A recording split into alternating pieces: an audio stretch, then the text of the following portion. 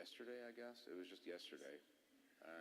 Feels like a lot longer ago than that. It feels like a little bit longer, but it was yesterday. And you know, it's funny because you get to, when you're in journalism, you get to, we love talking in kind of highfalutin, idealistic terms about what we do, and you know, and this is an opportunity to actually say to ourselves, what is in the best interest of our readers, of the people of the United States? They should see the whole truth, and then they should make up their own minds about whether this is a serious breach of national security or not. Our goal is to, like all good journalists or people who are trying to be good journalists, to hold powerful people to account. And so if they're going to tell the American people that this isn't important and we feel it's important, we're going to let the people decide, and that's what we did.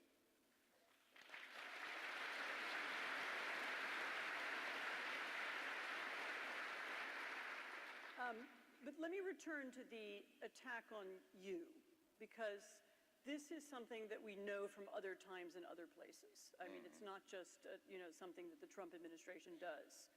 That attacking the messenger, attacking the journalist, attacking the institution of journalism, attacking the Atlantic, this is something that autocrats and dictators do in other countries in order to be able to create their own reality, right? I mean, they want to say, don't believe anybody except me.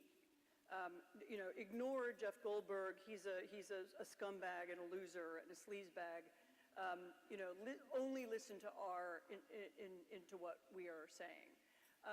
Do you think that by publishing the texts, you injected that little dose of reality into the conversation? I hope so. I mean, it's look, and Anne, as you all know, is one of the great experts in the world on authoritarian behavior. I mean, wrote the book on the Gulag, on the history of the Gulag, and has been writing about totalitarianism and authoritarianism ever since. So I'm not telling you certainly anything you don't know.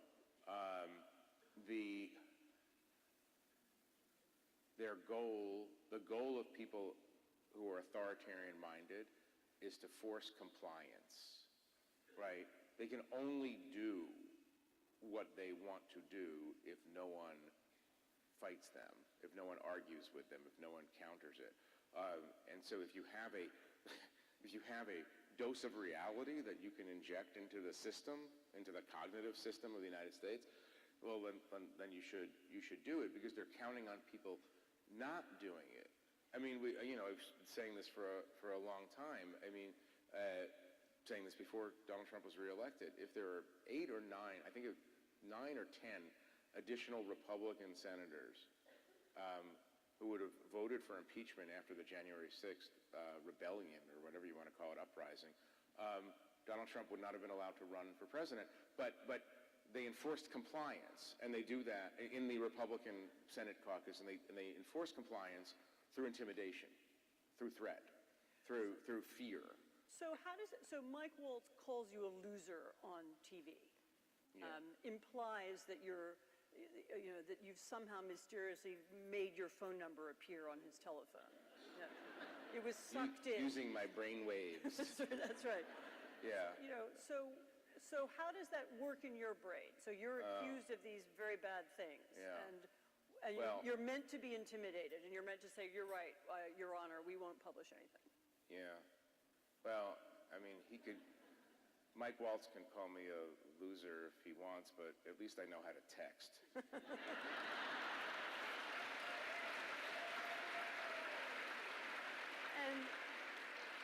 And did you break into his phone? Can I just tell you something? Yeah. Did I break into his phone? So one of my kids in our family chat, Where you only use initials, right? Yeah, our JT. family chat, which is now, entirely encrypted in code.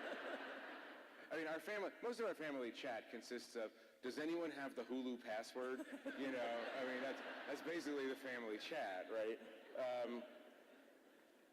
In our family chat, one of my kids, the day before last, said, the the most amazing thing about this story is that Daddy has learned how to take a screenshot.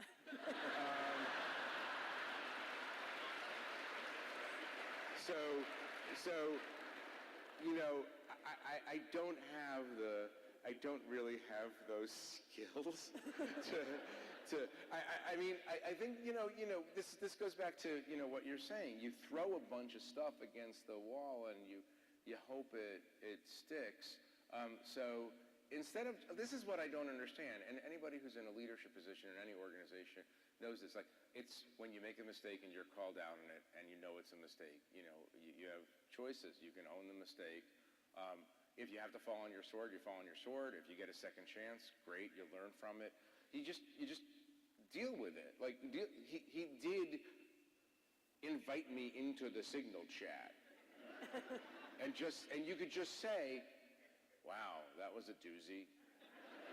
And we're not going to do that again, and we're going to not use Signal and other private commercial apps to communicate war plans or attack plans, or we're going to, I'm being entirely serious. Like, we have to be open to the idea that people in government, just like everybody else, make mistakes, and sometimes the mistakes have profound consequences. And the test is, how do you respond to the mistake? Do you just say, well, we made a mistake and we're going to do X, Y, and Z? By the way, we wouldn't even be talking about it today if they had done that. I mean, maybe we would be, but it would be ebbing, right?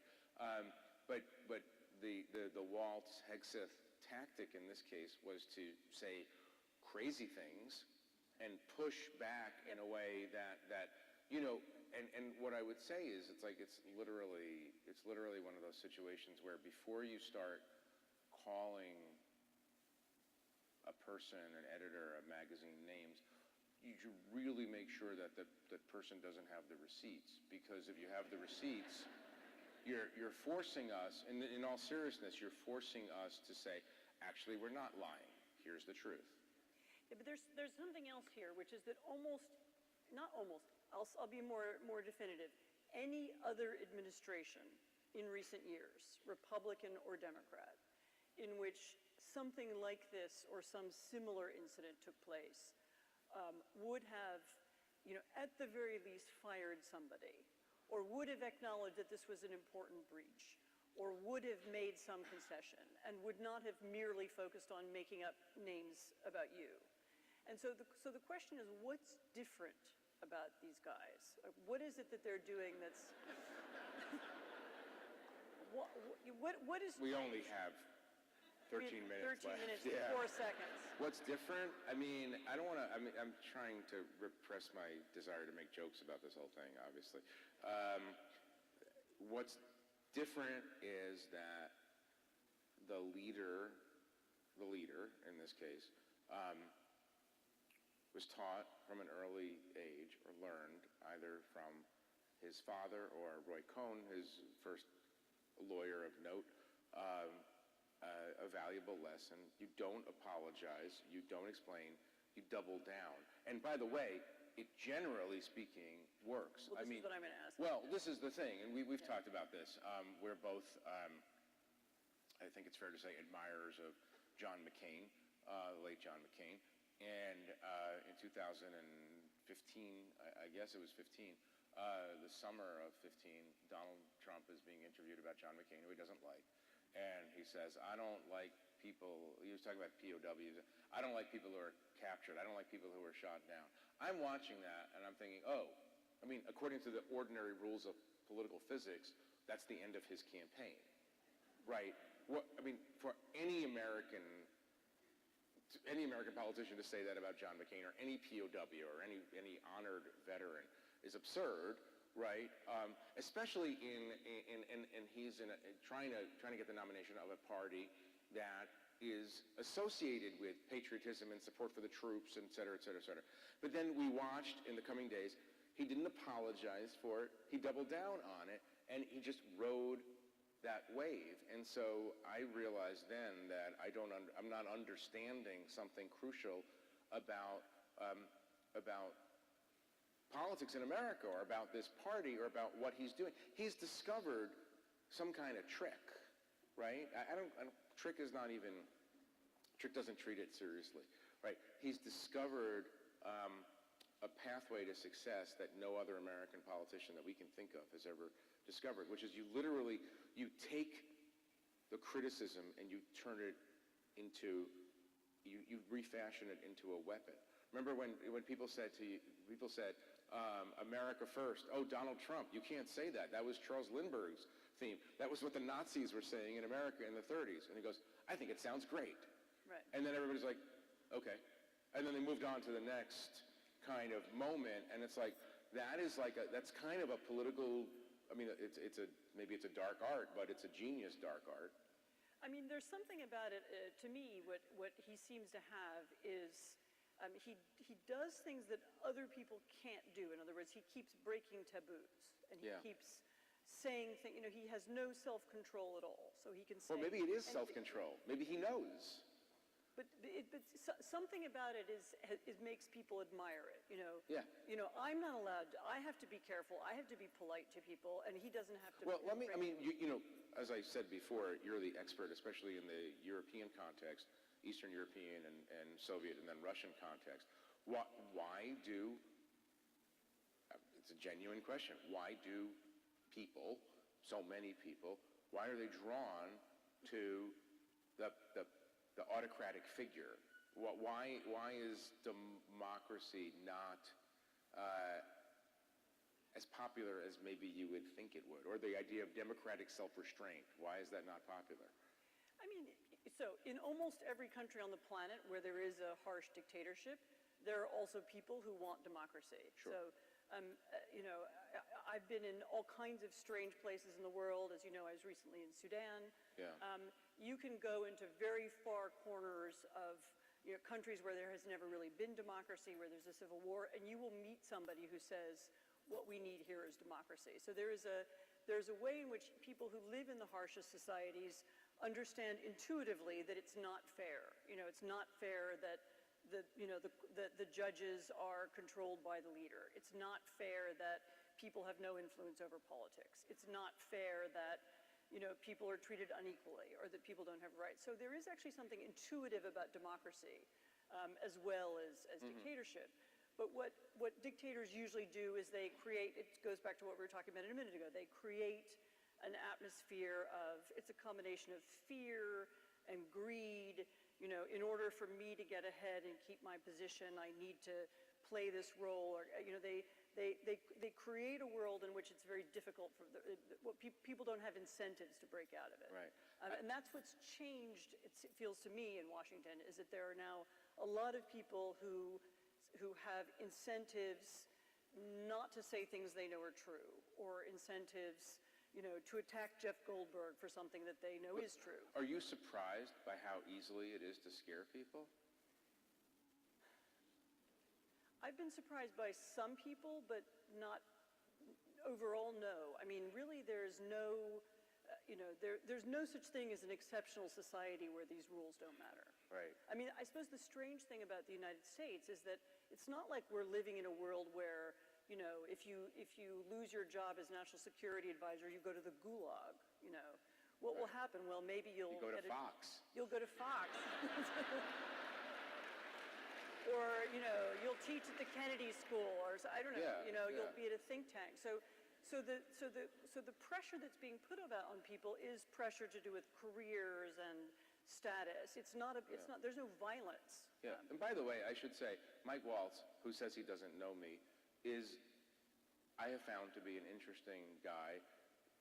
You've probably encountered him as well, and he is in the camp. I mean, one of the interesting things that's not being discussed as much is that in that long discourse, there are definitely sides there are definitely teams within the Trump administration. J.D. Vance is definitely more of a kind of a soft isolationist, and Mike Waltz is more of in the old kind of like conservative muscular interventionist kind of model, internationalist almost, and but you also can see patriot. He uses patriotic language. And he uses patriotic language, and I'm sure he's not comfortable with our what would you call it, pivot to Russia. I'm sure he's not comfortable with that, but it's. I mean, this is just as an aside. It's interesting how people like that. I mean, you and I both have a lot of experience in the past with Lindsey Graham, and I have him in my mind as kind of the ultimate shape-shifting political character, because when I knew Lindsey Graham well, it was when he was Sancho Panza to John McCain's Don Quixote, right? And he was like 100% lockstep with John McCain. And he knew that John McCain couldn't stand Donald Trump and everything that he stood for, both from a political perspective and from a character perspective. But now he's all in, and you've written about that. And so, I mean, that is maybe one of the great operative examples. Like, how does that, I mean, I guess the question is how does that happen? Well, usually there are different paths. I mean, people tell themselves various stories. You know, if I'm on the inside, I'll be influential. Or if I don't do this job, then somebody else will. Or, my mother-in-law is ill and my wife is worried about our mortgage and I can't afford to lose this job right now. I mean, there's a sort of range of excuses. Right. And that's legitimate fears. There's some legitimate fears. If you're in a really repressive society, then if I don't do this, I'll go to jail. And that's the thing that we don't have here. And that's. Well, I was thinking about Mike Waltz. I mean, you maybe. No, I'm not. Well, let's leave that aside for the moment. Sorry. No. But by the way, this is one of the things about this general moment in America. You have to be, if you want to stand for reality, you have, and there are people who don't want you to do that. You have to be prepared to suffer the consequences of that. You really do. But it's also true that one of the things they're doing, and you see it with you, but you've seen it with law firms, you've seen it with universities, they're also looking at picking out individuals, one university, one law firm, one journalist, and intimidating them that way. I mean, clearly one of the answers, or one of the things that I hope happens in the next few months even, and let alone the next few years, is that people begin to work together. I mean, if all journalists, or all lawyers, or all universities are on the same page. Right. But the problem, no, it's a good. Then it's much harder to pick them off one by one. It's a good point, but what we've seen from some reporting this week on the law firm issue, you had Paul Weiss, the big law firm, being attacked by the Trump administration. And according to some of the reporting, at least, officials from Paul Weiss went to other big firms and said, hey, would you stand with us? And what was going on was that these other firms were trying to raid Paul Weiss for their best lawyers and their clients. I mean, it was not solidarity forever. No, but it's very short-sighted, because then down the road, they'll be next. Yeah. And it's I suppose they're not used to thinking along those lines. Well, that's kind of the ultimate question is, what do people who, and this is not a partisan question, because there's not at all. There are plenty of Democrats and Republicans and everybody who are concerned about this, but we're not used to this. No. We're just not used to this. I mean, we're not. I mean, if we lived in Poland or Russia or across most of the world, actually, we would have experienced things like this. But what do people and institutions have to do to expand their thinking, or to not have a failure of imagination about what might be coming? I mean, it helps to read The Atlantic. Oh, it does. By the way, it just helps to read. No, it helps to read. Read books. No, it helps to know some. It does help to read The Atlantic, though. By the way, it helps to know history. It helps to know some American history. I mean, you can find incidents and reflections of like this in our own history, including right here in Louisiana. There was a governor of Louisiana who some of you might know his name. Right. Pushed the limits. Who pushed the limits here? Huey Long. And so there's a tradition of it, and you can study the tradition and learn what people did before. Right. But I mean, the very fact that America First is rooted. I mean, maybe Donald Trump didn't know where it came from, but it was rooted in a stretch of American history, means that we've been through times like this before. So study our own history, study foreign history, pay attention, and make new friends. I mean, build coalitions. Make new friends. Everybody go make new friends. No, but I it's... mean, build coalitions across, across different institutions. But I just have, I mean, and we're going to, in a few minutes, we're going to bring out some other Atlantic colleagues to have a broader conversation about this, but I'll plant this question for you. For that, it's, the question for me is why people are still surprised when this administration does things that other administrations haven't done before. Because if there's one thing you could say about Donald Trump, he tells you what's on his mind, and he tells you what he's going to do.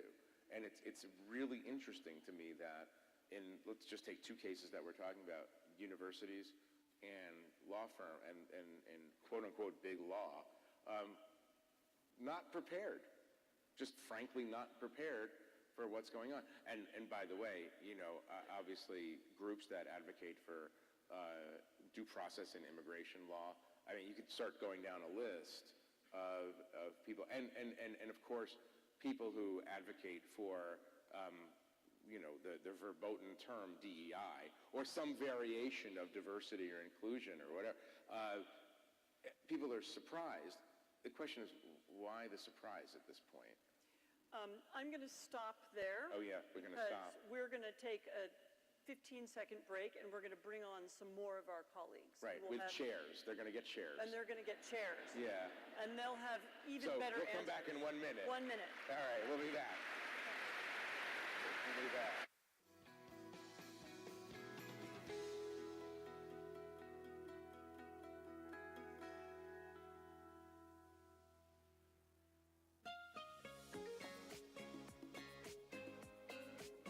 As we reset the stage for our next session, please enjoy a brief look into the creation of our 2025 New Orleans Book Festival poster, created by legendary local